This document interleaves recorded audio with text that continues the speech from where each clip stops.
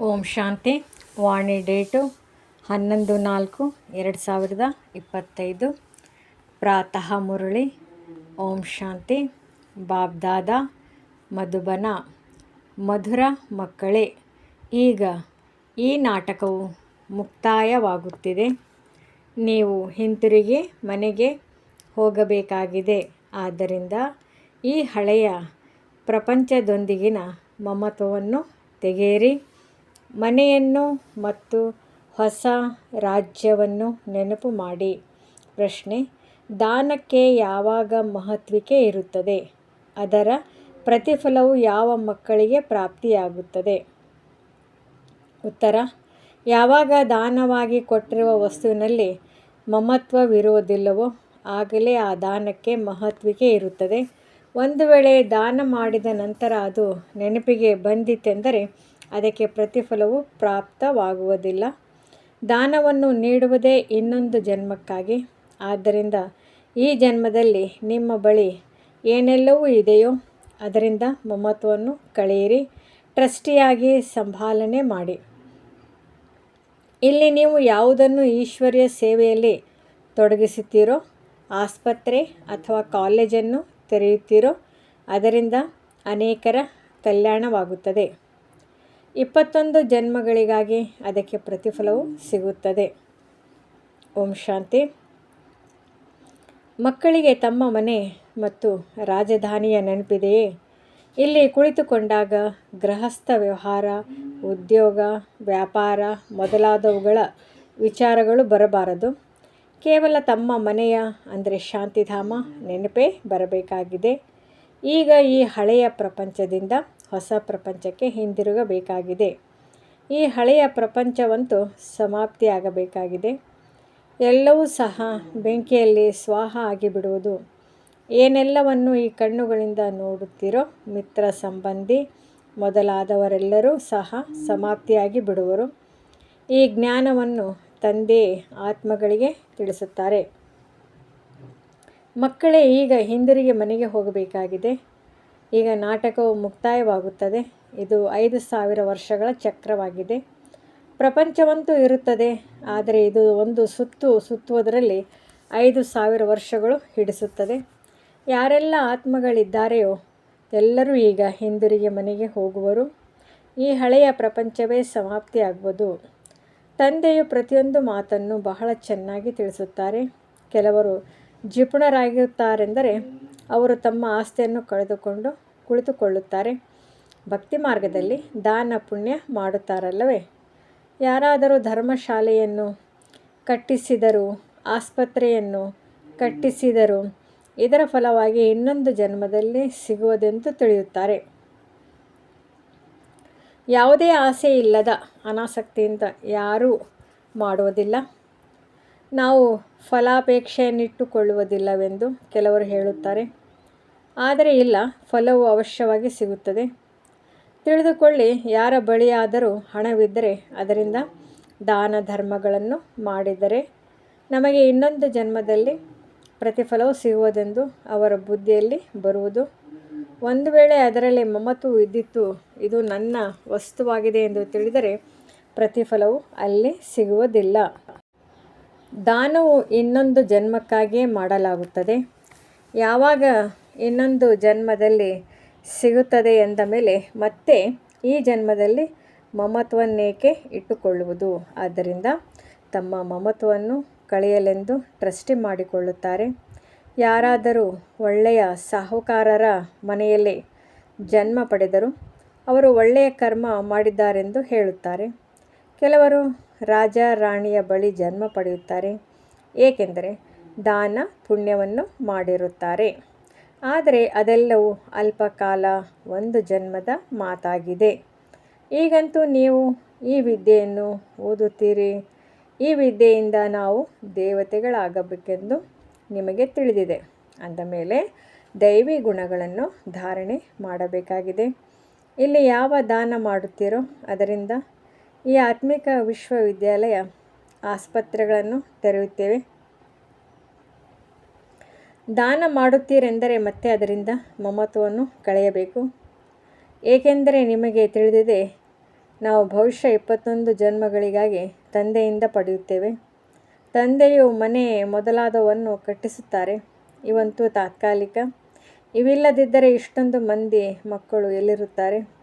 ಎಲ್ಲವನ್ನೂ ಶಿವತಂದೆಗೆ ನೀಡುತ್ತಾರೆ, ಏಕೆಂದರೆ ಅವರೇ ಮಾಲೀಕನಾಗಿದ್ದಾರೆ. ಅವರು ಈ ಬ್ರಹ್ಮರವರ ಮೂಲಕ ಕಾರ್ಯವನ್ನು ಮಾಡಿಸುತ್ತಾರೆ. ಶಿವತಂದೆಯಂತೂ ರಾಜ್ಯ ಮಾಡುವುದಿಲ್ಲ. ತಾವು ಸ್ವಯಂ ದಾತನಾಗಿದ್ದಾರೆ. ಅವರಿಗೆ ಯಾವುದರಲ್ಲಿ ಮಮತ್ವವಿರುತ್ತದೆ? ಈಗ ತಂದೆಯು ಶ್ರೀಮತವನ್ನು ಕೊಡುತ್ತಾರೆ. ಮಕ್ಕಳೇ, ಮೃತ್ಯುವು ಸನ್ಮುಖದಲ್ಲಿದೆ ನಿಂತಿದೆ. ನೀವು ಮೊದಲು ಯಾರಿಗಾದರೂ ಕೊಡುತ್ತಿದ್ದಾಗ ಮೃತ್ಯುವಿನ ಮಾತಿರಲಿಲ್ಲ. ಈಗ ತಂದೆಯು ಬಂದಿದ್ದಾರೆ ಅಂದ ಮೇಲೆ ಈ ಹಳೆಯ ಪ್ರಪಂಚವೇ ಸಮಾಪ್ತಿಯಾಗಲಿದೆ. ಆದ್ದರಿಂದ ತಂದೆಯು ತಿಳಿಸುತ್ತಾರೆ, ನಾನು ಈ ಪತಿತ ಪ್ರಪಂಚವನ್ನು ಸಮಾಪ್ತಿ ಮಾಡುವುದಕ್ಕಾಗಿಯೇ ಬಂದಿದ್ದೇನೆ. ಈ ರುದ್ರಯಜ್ಞದಲ್ಲಿ ಇಡೀ ಪ್ರಪಂಚವೇ ಸ್ವಾಹ ಆಗಲಿದೆ. ಏನೆಲ್ಲವನ್ನು ತಮ್ಮ ಭವಿಷ್ಯಕ್ಕಾಗಿ ಮಾಡಿಕೊಳ್ಳುತ್ತೀರಿ ಅದು ಹೊಸ ಪ್ರಪಂಚದಲ್ಲಿ ಸಿಗುವುದು. ಇಲ್ಲವೆಂದರೆ ಎಲ್ಲವೂ ಇಲ್ಲಿಯೇ ಸಮಾಪ್ತಿಯಾಗಿ ಬಿಡುವುದು. ಯಾರಾದರೊಬ್ಬರು ತಿಂದು ಬಿಡುವರು. ಇತ್ತೀಚೆಗೆ ಮನುಷ್ಯರು ಸಾಲವಾಗಿಯೂ ಕೊಡುತ್ತಾರೆ. ವಿನಾಶವಾದರೆ ಎಲ್ಲವೂ ಸಮಾಪ್ತಿಯಾಗಿ ಬಿಡುತ್ತದೆ. ಯಾರು ಯಾರಿಗೂ ಏನನ್ನೂ ಕೊಡುವುದಿಲ್ಲ. ಎಲ್ಲವೂ ಉಳಿದು ಬಿಡುತ್ತದೆ. ಇಂದು ಚೆನ್ನಾಗಿರುತ್ತಾರೆ, ನಾಳೆ ದಿವಾಳಿಯಾಗಿ ಬಿಡುತ್ತಾರೆ. ಯಾರಿಗೂ ಹಣವೇನೂ ಸಿಗುವುದಿಲ್ಲ, ತಿಳಿದುಕೊಳ್ಳಿ. ಯಾರಿಗಾದರೂ ಹಣವನ್ನು ಕೊಟ್ಟು ಅವರು ಶರೀರವನ್ನು ಬಿಟ್ಟರೆ ಮತ್ತೆ ಯಾರು ಅವರಿಗೆ ಹಣವನ್ನು ಹಿಂದಿರುಗಿಸುತ್ತಾರೆ? ಆದ್ದರಿಂದ ಈಗ ಏನು ಮಾಡಬೇಕು? ಭಾರತದ 21 ಜನ್ಮಗಳ ಕಲ್ಯಾಣಕ್ಕಾಗಿ ಮತ್ತು ತಮ್ಮ 21 ಜನ್ಮಗಳ ಕಲ್ಯಾಣಕ್ಕಾಗಿ ತನ್ನದೆಲ್ಲವನ್ನು ಸಫಲ ಮಾಡಿಕೊಳ್ಳಬೇಕು. ನೀವು ತಮಗಾಗಿಯೇ ಮಾಡಿಕೊಳ್ಳುತ್ತೀರಿ, ಏಕೆಂದರೆ ನಿಮಗೆ ತಿಳಿದಿದೆ, ಶ್ರೀಮತದ ಅನುಸಾರ ನಾವು ಶ್ರೇಷ್ಠ ಪದವಿಯನ್ನು ಪಡೆಯುತ್ತೇವೆ. ಇದರಿಂದ 21 ಜನ್ಮಗಳ ಸುಖ ಶಾಂತಿಯು ಸಿಗುತ್ತದೆ. ಅಂದಾಗ ಇದಕ್ಕೆ ಅವಿನಾಶಿ ತಂದೆಯ ಆತ್ಮಿಕ ಆಸ್ಪತ್ರೆ ಮತ್ತು ವಿಶ್ವವಿದ್ಯಾಲಯವೆಂದು ಹೇಳಲಾಗುತ್ತದೆ. ಇದರಿಂದ ಆರೋಗ್ಯ, ಐಶ್ವರ್ಯ, ಸಂತೋಷ ಎಲ್ಲವೂ ಸಿಗುತ್ತದೆ. ಇಲ್ಲಿ ಯಾರಿಗಾದರೂ ಆರೋಗ್ಯವಿದೆ, ಐಶ್ವರ್ಯವಿಲ್ಲವೆಂದರೆ ಸಂತೋಷವೂ ಇರಲು ಸಾಧ್ಯವಿಲ್ಲ. ಎರಡೂ ಇದ್ದಾಗ ಸಂತೋಷದಿಂದ ಇರುತ್ತಾರೆ. ತಂದೆಯು ನಿಮಗೆ 21 ಜನ್ಮಗಳಿಗಾಗಿ ಇವೆರಡನ್ನೂ ಕೊಡುತ್ತಾರೆ. ಅದನ್ನು 21 ಜನ್ಮಗಳಿಗಾಗಿ ಜಮಾ ಮಾಡಿಕೊಳ್ಳಬೇಕಾಗಿದೆ. ಈಗ ಯುಕ್ತಿಯನ್ನು ರಚಿಸುವುದು ಮಕ್ಕಳ ಕರ್ತವ್ಯವಾಗಿದೆ. ತಂದೆಯು ಬರುವುದರಿಂದ ಬಡ ಮಕ್ಕಳ ಅದೃಷ್ಟದ ಬಾಗಿಲು ತೆರೆಯುತ್ತದೆ. ತಂದೆಯು ಬಡವರ ಬಂಧುವಾಗಿದ್ದಾರೆ. ಸಾಹುಕಾರರ ಅದೃಷ್ಟದಲ್ಲಿ ಈ ಮಾತುಗಳು ಇಲ್ಲವೇ ಇಲ್ಲ. ಈ ಸಮಯದ ಭಾರತವು ಎಲ್ಲದಕ್ಕಿಂತ ಬಡ ದೇಶವಾಗಿದೆ. ಯಾರು ಸಾಹುಕಾರರಾಗಿದ್ದಾರೋ ಅವರೇ ಈಗ ಬಡವರಾಗಿದ್ದಾರೆ. ಈ ಸಮಯದಲ್ಲಿ ಎಲ್ಲರೂ ಪಾಪಾತ್ಮರಾಗಿದ್ದಾರೆ. ಎಲ್ಲಿ ಪುಣ್ಯಾತ್ಮರಿರುವರೋ ಅಲ್ಲಿ ಒಬ್ಬರು ಪಾಪಾತ್ಮರಿರಲು ಸಾಧ್ಯವಿಲ್ಲ. ಅದು ಸತೋಪ್ರಧಾನ ಸತ್ಯಯುಗವಾಗಿದೆ. ಇದು ತಮೋಪ್ರಧಾನ ಕಲಿಯುಗವಾಗಿದೆ. ತಾವೀಗ ಸತೋಪ್ರಧಾನರಾಗುವ ಪುರುಷಾರ್ಥ ಮಾಡುತ್ತಿದ್ದೀರಿ. ತಂದೆಯೇ ನಿಮಗೆ ಸ್ಮೃತಿ ತರಿಸುತ್ತಾರೆ. ಆದ್ದರಿಂದ ನೀವು ತಿಳಿದುಕೊಳ್ಳುತ್ತೀರಿ, ಅವಶ್ಯವಾಗಿ ನಾವೇ ಸ್ವರ್ಗವಾಸಿಗಳಾಗುತ್ತೇವೆ ಮತ್ತು ನಾವೇ 84 ಜನ್ಮಗಳನ್ನು ಪಡೆದುಕೊಂಡೆವು. ಆದರೆ 84 ಲಕ್ಷ ಯೋನಿಗಳೆಂದು ಹೇಳಿರುವುದು ಸುಳ್ಳಾಗಿದೆ. ಇಷ್ಟೊಂದು ಜನ್ಮಗಳವರೆಗೆ ಪ್ರಾಣಿಗಳ ಯೋನಿಯಲ್ಲಿರಲು ಸಾಧ್ಯವೇ? ಇದು ಅಂತಿಮದ ಮನುಷ್ಯನ ಪದವಿಯೇ? ಈಗ ಹಿಂತಿರುಗಿ ಹೋಗಬೇಕಾಗಿದೆಯೇ? ಈಗ ತಂದೆಯು ತಿಳಿಸುತ್ತಾರೆ, ಮೃತ್ಯು ಸನ್ಮುಖದಲ್ಲಿ ನಿಂತಿದೆ. 40-50 ಸಾವಿರ ವರ್ಷಗಳಂತೂ ಇಲ್ಲ. ಮನುಷ್ಯರಂತೂ ಸಂಪೂರ್ಣ ಅಂಧಕಾರದಲ್ಲಿದ್ದಾರೆ. ಆದ್ದರಿಂದ ಕಲ್ಲು ಬುದ್ಧಿಯವರೆಂದು ಹೇಳಲಾಗುತ್ತದೆ. ನೀವೀಗ ಕಲ್ಲು ಬುದ್ಧಿಯವರಿಂದ ಪಾರಸ ಬುದ್ಧಿಯವರಾಗುತ್ತೀರಿ. ಈ ಮಾತುಗಳನ್ನು ಸನ್ಯಾಸಿ ಮೊದಲಾದವರು ತಿಳಿಸಲು ಸಾಧ್ಯವಿಲ್ಲ. ಈಗ ತಂದೆಯು ನಿಮಗೆ ಪುನಃ ಸ್ಮೃತಿ ತರಿಸುತ್ತಾರೆ. ಮಕ್ಕಳೇ, ಹಿಂತಿರುಗಿ ಹೋಗಬೇಕಾಗಿದೆ. ಎಷ್ಟು ಸಾಧ್ಯವೋ ತಮ್ಮ ಬ್ಯಾಗೇಜನ್ನು ವರ್ಗಾವಣೆ ಮಾಡಿ. ಬಾಬಾ, ಇದೆಲ್ಲವನ್ನು ತೆಗೆದುಕೊಳ್ಳಿ. ನಾವು ಸತ್ಯುಗದಲ್ಲಿ 21 ಜನ್ಮಗಳಿಗಾಗಿ ಪಡೆದುಕೊಳ್ಳುತ್ತೇವೆ. ಈ ಬಾಬಾರವರು ಸಹ ದಾನ ಪುಣ್ಯಗಳನ್ನು ಮಾಡುತ್ತಿದ್ದರು. ಬಹಳ ಆಸಕ್ತಿ ಇತ್ತು. ವ್ಯಾಪಾರಿಗಳೂ ಸಹ ದಾನ ಧರ್ಮಗಳಿಗಾಗಿ ಹಣವನ್ನು ತೆಗೆಯುತ್ತಾರೆ. ಈ ಬ್ರಹ್ಮರವರು ಸಹ ಒಂದಾಣೆಯನ್ನು ದಾನವಕ್ಕಾಗಿ ತೆಗೆಯುತ್ತಿದ್ದರು. ಯಾರೇ ಬಾಗಿಲಿಗೆ ಬಂದರೂ ಖಾಲಿ ಕೈಯಲ್ಲಿ ಹೋಗಬಾರದು. ಈಗ ಭಗವಂತನ ಸನ್ಮುಖದಲ್ಲಿ ಬಂದಿದ್ದಾರೆ. ಇದು ಯಾರಿಗೂ ತಿಳಿದಿಲ್ಲ. ಮನುಷ್ಯರು ದಾನ ಪುಣ್ಯಗಳನ್ನು ಮಾಡುತ್ತಾ ಶರೀರ ಬಿಡುತ್ತಾರೆ. ಅಂದ ಮೇಲೆ ಮತ್ತೆಲ್ಲಿ ಸಿಗುವುದು? ಪವಿತ್ರರಾಗುವುದೇ ಇಲ್ಲ. ತಂದೆಯೊಂದಿಗೆ ಪ್ರೀತಿಯನ್ನಿಟ್ಟುಕೊಳ್ಳುವುದಿಲ್ಲ. ತಂದೆಯು ತಿಳಿಸಿದ್ದಾರೆ, ಯಾದವರು ಮತ್ತು ಕೌರವರದು ವಿನಾಶಕಾಲೆ ವಿಪರೀತ ಬುದ್ಧಿಯಾಗಿದೆ. ಪಾಂಡವರದು ವಿನಾಶ ಕಾಲದಲ್ಲಿ ಪ್ರೀತಿ ಬುದ್ಧಿಯಾಗಿದೆ. ಯುರೋಪಿಯನ್ನರು ಯಾದವರಾಗಿದ್ದಾರೆ. ಅಣ್ವಸ್ತ್ರಗಳನ್ನು ತಯಾರು ಮಾಡುತ್ತಿರುತ್ತಾರೆ. ಶಾಸ್ತ್ರಗಳಲ್ಲಿ ಏನನ್ನೇನೋ ಬರೆದು ಬಿಟ್ಟಿದ್ದಾರೆ. ಬಹಳಷ್ಟು ಶಾಸ್ತ್ರಗಳು ನಾಟಕದನುಸಾರ ರಚಿಸಲ್ಪಟ್ಟಿದೆ. ಇದರಲ್ಲಿ ಪ್ರೇರಣೆ ಮೊದಲಾದ ಮಾತಿಲ್ಲ. ಪ್ರೇರಣೆ ಎಂದರೆ ವಿಚಾರ. ಆದರೆ ಈಗ ಪ್ರೇರಣೆಯಿಂದ ತಂದೆಯು ಓದಿಸುವುದಿಲ್ಲ. ತಂದೆಯು ತಿಳಿಸುತ್ತಾರೆ, ಇವರು ಸಹ ಒಬ್ಬ ವ್ಯಾಪಾರಿಯಾಗಿದ್ದರು. ಒಳ್ಳೆಯ ಕೀರ್ತಿ ಇತ್ತು. ಎಲ್ಲರೂ ಗೌರವ ಕೊಡುತ್ತಿದ್ದರು. ತಂದೆಯು ಪ್ರವೇಶ ಮಾಡಿದ ನಂತರ ಇವರಿಗೆ ನಿಂದಿಸುವುದನ್ನು ಆರಂಭಿಸಿಬಿಟ್ರು. ಶಿವತಂದೆಯನ್ನೇ ಅರಿತುಕೊಂಡಿಲ್ಲ ಮತ್ತು ಅವರಿಗೆ ನಿಂದನೆಯನ್ನು ಮಾಡಲು ಸಾಧ್ಯವಿಲ್ಲ. ಇವರೇ ನಿಂದನೆಯನ್ನು ಸಹಿಸುತ್ತಾರೆ. ನಾನು ಬೆಣ್ಣೆಯನ್ನು ತಿನ್ನಲಿಲ್ಲವೆಂದು ಕೃಷ್ಣನು ಹೇಳಿದನಲ್ಲವೇ? ಹಾಗೆಯೇ ಇವರು ಸಹ ಹೇಳುತ್ತಾರೆ, ಈ ಕೆಲಸವೆಲ್ಲವೂ ಶಿವತಂದೆಯದಾಗಿದೆ. ನಾನೇನೂ ಮಾಡುವುದಿಲ್ಲ. ಅವರೇ ಜಾದೂಗಾರನಾಗಿದ್ದಾರೆ, ನಾನಲ್ಲ. ಪಾಪ, ಇವರಿಗೆ ನಿಂದನೆ ಮಾಡಿಬಿಡುತ್ತಾರೆ. ಇವರೇನು ಅಂದರೆ ಬ್ರಹ್ಮ ಯಾರನ್ನಾದರೂ ಓಡಿಸಿಕೊಂಡು ಬಂದರೆ ನೀವಿಲ್ಲಿ ಬನ್ನಿ ಎಂದು ಯಾರಿಗೂ ಹೇಳಲಿಲ್ಲ. ಎಲ್ಲರೂ ತಾವಾಗಿಯೇ ಓಡುತ್ತಾ ಬಂದರು. ಆದರೆ ಸುಮ್ಮನೆ ಇವರ ಮೇಲೆ ದೋಷವನ್ನು ಹಾಕಿದ್ದಾರೆ. ಎಷ್ಟೊಂದು ದೋಷವನ್ನು ಸಹಿಸಿದ್ದಾರೆ. ಶಾಸ್ತ್ರಗಳಲ್ಲಿ ಏನೇನೋ ಮಾತುಗಳನ್ನು ಬರೆದಿದ್ದಾರೆ. ತಂದೆಯು ತಿಳಿಸುತ್ತಾರೆ, ಇದು ಕಲ್ಪದ ನಂತರವೂ ಆಗುತ್ತದೆ. ಇವೆಲ್ಲವೂ ಜ್ಞಾನದ ಮಾತುಗಳಾಗಿವೆ. ಇದನ್ನು ಯಾವುದೇ ಮನುಷ್ಯರು ಮಾಡಲು ಸಾಧ್ಯವಿಲ್ಲ. ಅದರಲ್ಲೂ ಬ್ರಿಟಿಷರ ರಾಜ್ಯದಲ್ಲಿ ಯಾರ ಬಳಿಯಾದರೂ ಇಷ್ಟೊಂದು ಕನ್ಯೆಯರು ಮಾತೆಯರು ಕುಳಿತುಕೊಂಡರೆ ಯಾರೇನೂ ಮಾಡಲು ಆಗಲಿಲ್ಲ.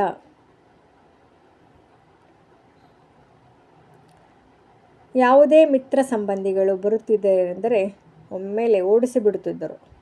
ತಂದೆಯಂತೂ ಭಲೇ ಇವರಿಗೆ ತಿಳಿಸಿ ಕರೆದುಕೊಂಡು ಹೋಗಿ ನಾನೇನು ಇದಕ್ಕೆ ನಿರಾಕರಿಸುವುದಿಲ್ಲವೆಂದು ಹೇಳುತ್ತಿದ್ದರು. ಆದರೆ ಇಲ್ಲಿಗೆ ಬಂದವರನ್ನು ಹಿಂತಿರುಗಿ ಕರೆದುಕೊಂಡು ಹೋಗಲು ಯಾರಿಗೂ ಧೈರ್ಯವಿರುತ್ತಿರಲಿಲ್ಲ. ತಂದೆಯ ಶಕ್ತಿ ಇತ್ತಲ್ಲವೇ? ಇದು ಹೊಸದೇನಲ್ಲ. ಇದು ಕಲ್ಪದ ನಂತರವೂ ಆಗುವುದು. ನಿಂದನೆಯನ್ನು ಸಹನೆ ಮಾಡಬೇಕಾಗುವುದು. ದ್ರೌಪದಿಯ ಮಾತು ಇದೆ, ನೀವೆಲ್ಲರೂ ದ್ರೌಪದಿಯರು. ಅವರು ದುಶ್ಯಾಸನರಾಗಿದ್ದಾರೆ. ಕೇವಲ ಒಬ್ಬರ ಮಾತಲ್ಲ. ಶಾಸ್ತ್ರಗಳಲ್ಲಿ ಈ ಅಸತ್ಯ ಮಾತುಗಳನ್ನು ಯಾರು ಬರೆದರು? ತಂದೆಯು ತಿಳಿಸುತ್ತಾರೆ, ಇದು ಸಹ ನಾಟಕದಲ್ಲಿ ಪಾತ್ರವಿದೆ. ಈಗ ಯಾರಲ್ಲಿಯೂ ಆತ್ಮದ ಜ್ಞಾನವಿಲ್ಲ. ಸಂಪೂರ್ಣ ದೇಹಾಭಿಮಾನಿಗಳಾಗಿಬಿಟ್ಟಿದ್ದಾರೆ. ದೇಹಿ ಅಭಿಮಾನಿಗಳಾಗುವುದರಲ್ಲಿ ಪರಿಶ್ರಮವಿದೆ. ರಾವಣನು ಸಂಪೂರ್ಣ ತಲೆಕೆಳಕಾಗಿ ಮಾಡಿಬಿಟ್ಟಿದ್ದಾನೆ. ಈಗ ಅದನ್ನು ತಂದೆಯು ಸರಿಪಡಿಸುತ್ತಾರೆ. ಆತ್ಮ ಅಭಿಮಾನಿಗಳು ಆಗುವುದರಿಂದ ಸ್ವತಃ ಸ್ಮೃತಿ ಇರುತ್ತದೆ. ನಾವು ಆತ್ಮಗಳಾಗಿದ್ದೇವೆ. ಈ ದೇಹವು ನುಡಿಸಲು ಒಂದು ಮಾಧ್ಯಮವಾಗಿದೆ. ಈ ಸ್ಮೃತಿ ಇದ್ದರೂ ಸಹ ದೈವಿ ಗುಣಗಳು ಬರುತ್ತಾ ಹೋಗುತ್ತವೆ. ನೀವು ಯಾರಿಗೂ ದುಃಖವನ್ನು ಕೊಡುವಂತಿಲ್ಲ. ಭಾರತದಲ್ಲಿಯೇ ಈ ಲಕ್ಷ್ಮೀನಾರಾಯಣರ ರಾಜ್ಯವಿತ್ತು. ಇದು 5000 ವರ್ಷಗಳ ಮಾತಾಗಿದೆ. ಒಂದು ವೇಳೆ ಯಾರಾದರೂ ಲಕ್ಷಾಂತರ ವರ್ಷಗಳೆಂದು ಹೇಳುವರೆಂದರೆ ಅವರು ಘೋರ ಅಂಧಕಾರದಲ್ಲಿದ್ದಾರೆ. ನಾಟಕದನುಸಾರ ಯಾವಾಗ ಸಮಯವು ಮುಕ್ತಾಯವಾಗುತ್ತದೆಯೋ ಆಗ ಪುನಃ ತಂದೆಯು ಬಂದು ತಿಳಿಸುತ್ತಾರೆ, ಮಕ್ಕಳೇ, ನನ್ನ ಶ್ರೀಮತದಂತೆ ನಡೆಯಿರಿ. ಮೃತ್ಯು ಸನ್ಮುಖದಲ್ಲಿ ನಿಂತಿದೆ. ಈ ಶ್ರೀಮತದಂತೆ ನಡೆಯಲಿಲ್ಲವೆಂದರೆ ಒಳಗಿನ ಇಚ್ಛೆಗಳೆಲ್ಲವೂ ಉಳಿದು ಬಿಡುವುದು. ಮೃತ್ಯುವಂತೂ ಖಂಡಿತ ಇದೆ.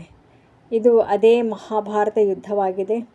ಎಷ್ಟು ತಮ್ಮ ಕಲ್ಯಾಣವನ್ನು ಮಾಡಿಕೊಳ್ಳುತ್ತೀರೋ ಅಷ್ಟು ಒಳ್ಳೆಯದು. ಇಲ್ಲವಾದರೆ ನೀವು ಖಾಲಿ ಕೈಯಲ್ಲಿ ಹೋಗುತ್ತೀರಿ. ಇಡೀ ಪ್ರಪಂಚವು ಖಾಲಿ ಕೈಯಲ್ಲಿ ಹೋಗುವುದಿದೆ. ಕೇವಲ ನೀವು ಮಕ್ಕಳ ಕೈ ತುಂಬಿಕೊಂಡು ಅರ್ಥಾತ್ ಧನವಂತರಾಗಿ ಹೋಗುತ್ತೀರಿ. ಇದರಲ್ಲಿ ತಿಳಿದುಕೊಳ್ಳುವ ಬಹಳ ವಿಶಾಲ ಬುದ್ಧಿಯೂ ಬೇಕು. ಎಷ್ಟೊಂದು ಧರ್ಮಗಳ ಮನುಷ್ಯರಿದ್ದಾರೆ. ಪ್ರತಿಯೊಬ್ಬರದು ತಮ್ಮ ತಮ್ಮ ಪಾತ್ರವೂ ನಡೆಯುತ್ತದೆ. ಒಬ್ಬರ ಪಾತ್ರವು ಇನ್ನೊಬ್ಬರಿಗೆ ಹೋಲುವುದಿಲ್ಲ. ಎಲ್ಲರ ಮುಖ ಲಕ್ಷಣಗಳು ಬೇರೆ ಬೇರೆಯಾಗಿದೆ. ಇದೆಲ್ಲವೂ ನಾಟಕದಲ್ಲಿ ನಿಗದಿಯಾಗಿದೆ. ಆಶ್ಚರ್ಯಕರವಾದ ಮಾತುಗಳಲ್ಲವೇ? ತಮ್ಮನ್ನು ಆತ್ಮವೆಂದು ತಿಳಿಯಿರಿ. ನಾವು ಆತ್ಮಗಳು 84 ಜನ್ಮಗಳ ಚಕ್ರವನ್ನು ಸುತ್ತುತ್ತೇವೆ. ನಾವು ಆತ್ಮಗಳು ಈ ನಾಟಕದಲ್ಲಿ ಪಾತ್ರಧಾರಿಗಳಾಗಿದ್ದೀರೆಂದು ಈಗ ತಂದೆಯು ತಿಳಿಸುತ್ತಾರೆ.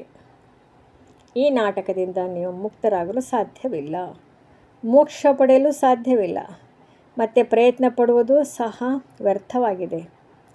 ತಂದೆಯು ತಿಳಿಸುತ್ತಾರೆ, ನಾಟಕದಿಂದ ಯಾರಾದರೂ ಬಿಡುಗಡೆಯಾಗಿ ಬೇರೆಯವರು ಬಂದು ಸೇರ್ಪಡೆಯಾಗಲು ಸಾಧ್ಯವಿಲ್ಲ. ಇಷ್ಟೆಲ್ಲ ಜ್ಞಾನವು ಎಲ್ಲರ ಬುದ್ಧಿಯಲ್ಲಿರಲು ಸಾಧ್ಯವಿಲ್ಲ. ಇಡೀ ದಿನ ಹೀಗೆ ಜ್ಞಾನದ ಮನನ ಚಿಂತನೆ ಮಾಡಬೇಕಾಗಿದೆ. ಒಂದು ಘಳಿಗೆ, ಅರ್ಧ ಘಳಿಗೆ ನೆನಪು ಮಾಡುತ್ತಾ ಅದನ್ನು ಇನ್ನೂ ಹೆಚ್ಚಿಸಿಕೊಳ್ಳುತ್ತಾ ಹೋಗಿ. ಭಲೆ 8 ಗಂಟೆಗಳ ಸಮಯ ಸ್ಥೂಲ ಸೇವೆಯನ್ನು ಮಾಡಿ, ವಿಶ್ರಾಂತಿಯನ್ನು ಮಾಡಿ.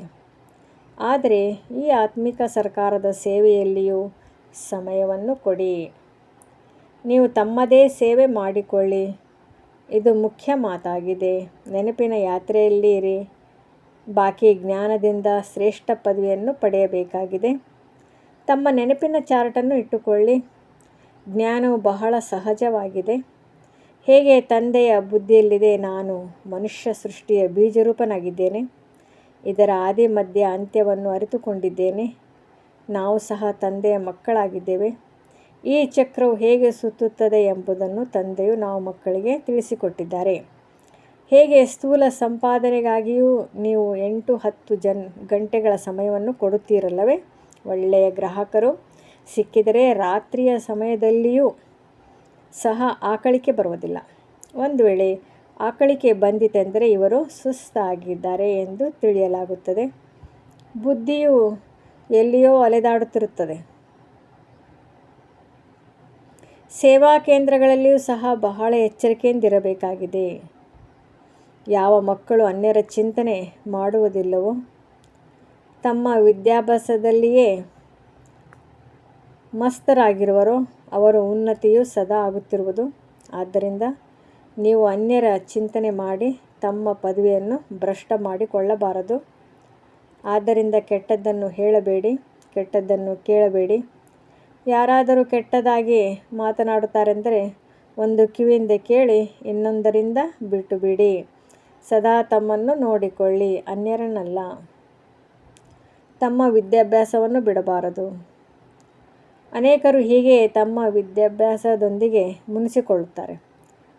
ಬರುವುದನ್ನು ನಿಲ್ಲಿಸಿಬಿಡುತ್ತಾರೆ, ನಂತರ ಮತ್ತೆ ಬರುತ್ತಾರೆ. ಬರಲಿಲ್ಲವೆಂದರೆ ಅವರು ಹೋಗೋದಾದರೂ ಎಲ್ಲಿ?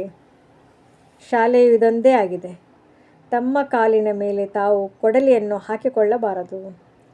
ಆದ್ದರಿಂದ ನೀವು ತಮ್ಮ ವಿದ್ಯಾಭ್ಯಾಸದಲ್ಲಿ ಮಸ್ತರಾಗಿರಿ, ಭಾಳ ಖುಷಿಯಲ್ಲಿರಿ. ಸ್ವಯಂ ಭಗವಂತನೇ ಓದಿಸುತ್ತಿದ್ದಾರೆಂದ ಮೇಲೆ ಇನ್ನೇನು ಬೇಕು? ಭಗವಂತನು ನಮ್ಮ ತಂದೆ, ಶಿಕ್ಷಕ, ಸದ್ಗುರು ಆಗಿದ್ದಾರೆ. ಅವರೊಂದಿಗೆ ಬುದ್ಧಿಯೋಗವನ್ನು ಜೋಡಿಸಬೇಕಾಗಿದೆ. ಅವರು ಇಡೀ ಪ್ರಪಂಚದ ನಂಬರ್ 1 ಪ್ರಿಯತಮನಾಗಿದ್ದಾರೆ. ನಿಮ್ಮನ್ನು ನಂಬರ್ 1 ವಿಶ್ವದ ಮಾಲೀಕರನ್ನಾಗಿ ಮಾಡುತ್ತಾರೆ.